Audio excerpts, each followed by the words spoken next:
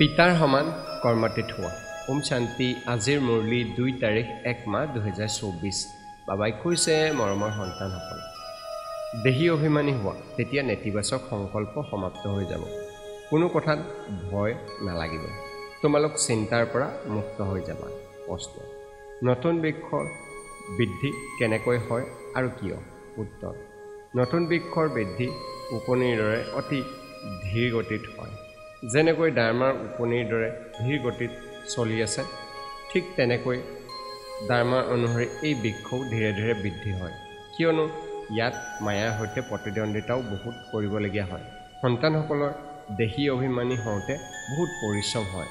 দেহী অভিমানী হ'লে বহুত আনন্দিত হৈ থাকিব, সেৱাও বৃদ্ধি হ'ব। পিতা আৰু উত্তৰাধিকাৰৰ স্মৃতি থাকিলে বৈতৰণি পাৰ হৈ যাব। ওম শান্তি। ধাৰণাৰ বাবে মুখ্য সাৰ। 1. নম্ৰতাৰ গুণ ধাৰণ কৰিব লাগে। অলপো অহংকাৰত আহিব নালাগে। এনেকুৱা মহাবীৰ হ'ব লাগে যাতে মায়াই বিচলিত কৰিব নোৱাৰে। 2. সকলোকে মনমনা ভাৱৰ বশীকৰণ মন্ত্ৰ শুনাব লাগে। বহুত মৰম আৰু ধৈৰ্য সহকাৰে সকলোকে জ্ঞানৰ কথা শুনাব লাগে। পিতাৰ বাৰ্তা সকলো ধৰ্মৰ লোকক দিব লাগে।